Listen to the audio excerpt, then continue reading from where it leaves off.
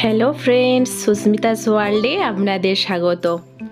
আজ আমি আপনাদের দেখাবো খুব ইউনিক একটা রেসিপি, আর এই রেসিপিটি হলো মুড়িঘণ্ট।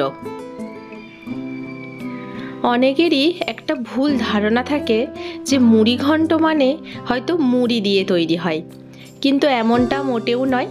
আজ আমি আপনাদেরকে দেখাবো কিভাবে খুব সহজ পদ্ধতিতে মুড়িঘণ্ট বানানো যায়। পুরো ভিডিওটা একটু স্কিপ না করে দেখতে থাকুন আর মুড়িঘণ্ট সহজেই বানিয়ে নিন। প্রথমে আমি একটা মশলা তৈরি করে নেব। আমি একটা ফ্রাইং প্যান নিয়েছি, এর মধ্যে কিছু গোটা মশলা নিয়েছি, ধনে, জিরে, লবঙ্গ, এলাচ, দারচিনি আর দুটো শুকনো লঙ্কা। সব মশলাগুলোকে আমি একটু ড্রাই রোস্ট করে নেব। মশলাগুলো খুব ভালো করে ড্রাই রোস্ট করে নিতে হবে এবং খেয়াল রাখতে হবে যাতে মশলাগুলো পুড়ে না যায়। এইভাবে একটু ঘুরিয়ে ঘুরিয়ে হালকা হাতে মশলাগুলোকে ভেজে নেব। মশলাগুলো থেকে সুন্দর একটা গন্ধ বেরোতে শুরু করবে, তখন মশলাগুলো নামিয়ে নিতে হবে। এরপর ঠান্ডা করে ব্লেন্ডারে মিহিভাবে গুঁড়ো করে নেব।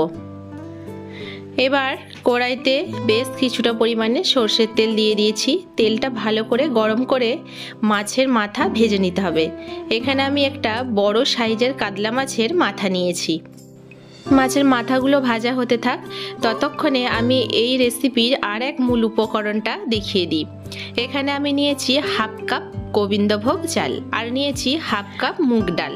আপনারা রেসিপিটা শুধু মুগের ডাল বা শুধু গোবিন্দভোগ চাল দিয়ে করতে পারেন, তবে আমি এখানে দুই রকমই ব্যবহার করেছি। মুগের ডালটাকে ভেজে নিয়ে তারপর চাল আর ডালটা 15 মিনিট ভিজিয়ে রেখেছি। মাছের মাথাগুলো ভেজে তুলে নিয়ে ওই একই তেলে ডুমো ডুমো করে কেটে রাখা আলুগুলোকে ভেজে তুলে নিতে হবে। এখানে আমি দুটো মাঝারি সাইজের আলু ব্যবহার করেছি। আলুগুলো এরকম লাল লাল করে ভেজে তুলে নিয়েছি। এবার ওই তেলের মধ্যেই কিছু গোটা মশলা ফোড়ন দিয়ে দেবো। এখানে দিয়েছি জিরে, এলাচ, লবঙ্গ, দারচিনি, শুকনো লঙ্কা আর তেজপাতা। এবার দুটো মাঝারি সাইজের পেঁয়াজকে কুচি করে রেখেছিলাম, ওই পেঁয়াজগুলো তেলের মধ্যে দিয়ে দিতে হবে। পেঁয়াজগুলো দিয়ে খুব ভালোভাবে পেঁয়াজগুলো ভেজে নিতে হবে। বেশ কিছুক্ষণ সময় নিয়ে পেঁয়াজগুলো একটু লাল লাল করে ভেজে নেব।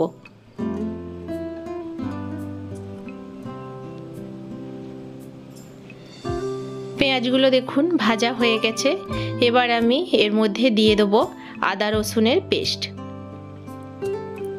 এখানে আমি 2 চামচ আদা রসুন পেস্ট ব্যবহার করেছি। আদা রসুনের পেস্টটা দিয়ে আবারও ভালোভাবে ভেজে নিতে হবে যাতে আদা রসুনের কাঁচা গন্ধটা না থাকে। এবার ওর মধ্যে একে একে কিছু শুকনো মশলা অ্যাড করব। দিয়ে দিলাম হলুদ গুঁড়ো। এবার দিয়ে দেবো 1 চা চামচ পরিমাণে জিরে গুঁড়ো।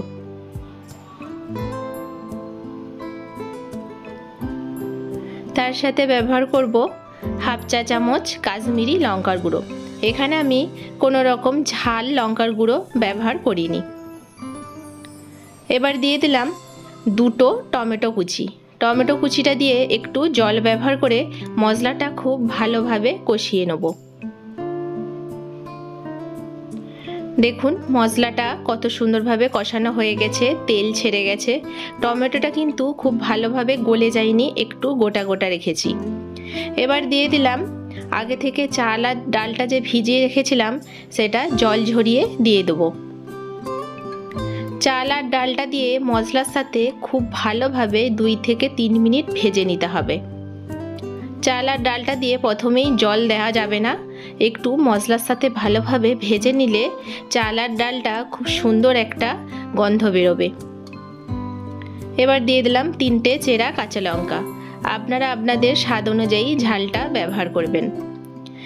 এরপর দিয়ে দিতে হবে আগে থেকে যে মশলাটা আমি ড্রাই রোস্ট করে গুঁড়ো করে রেখেছিলাম, সেই মশলাটা থেকে 1 চামচ পরিমাণে দিয়ে দিয়েছি।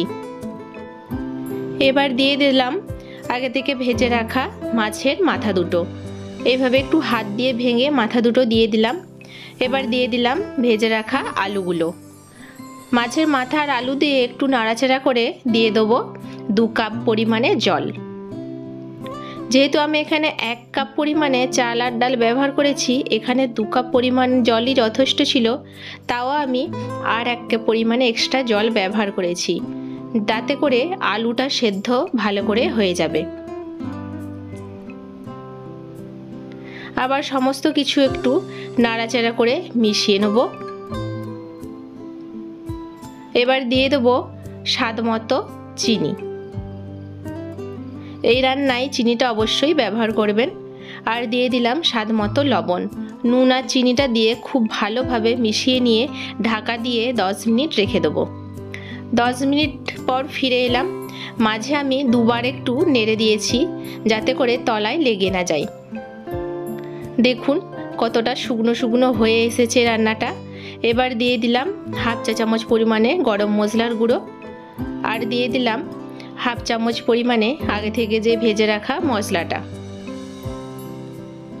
সবশেষে দিয়ে দিলাম হাফ চামচ পরিমাণে ঘি।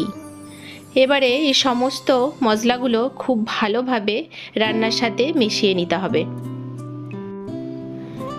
গরম মশলা আর ঘিয়ের ফ্লেভার এই রান্নার স্বাদকে আরও দ্বিগুণ বাড়িয়ে তুলবে। দেখুন কত সুন্দর দেখতে হয়েছে মুড়িঘণ্ট, একদম ঝরঝরে অনুষ্ঠান বাড়ির মতো সুন্দর দেখতে হয়েছে। আপনারাও চাইলে খুব সহজেই এই রকম সুস্বাদু মুড়িঘণ্ট বাড়িতেই তৈরি করে নিতে পারবেন।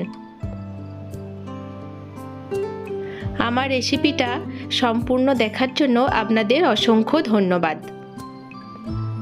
তাহলে আপনারা আর ভয় না পেয়ে বা কিভাবে মুড়িঘণ্ট বানাবেন আর সেসব চিন্তা না করে আমার রেসিপিটা ফলো করে বাড়িতে চটপট একবার মুড়িঘণ্টটা বানিয়ে ফেলুন আর অন্যদেরকে খাইয়ে তাদেরও প্রশংসা নিন। সো ফ্রেন্ডস, আজকে রেসিপিটা যদি আপনাদের ভালো লেগে থাকে তাহলে অবশ্যই একটা লাইক করবেন আর কমেন্ট করে আপনাদের মতামত জানাবেন। এই রেসিপিটা শেয়ার করে অন্যদেরকেও দেখার সুযোগ করে দেবেন। যারা আমার চ্যানেলটিকে এখনও সাবস্ক্রাইব করেননি তাদের কাছে অনুরোধ রইল আমার চ্যানেলটিকে সাবস্ক্রাইব করে আমার পাশে থাকার জন্য। আর পাশে বেল আইকনটি অবশ্যই প্রেস করে দেবেন যাতে আমি যখনই নতুন কোনো ভিডিও আপলোড করব আপনারা সবার আগে নোটিফিকেশান পেয়ে যাবেন।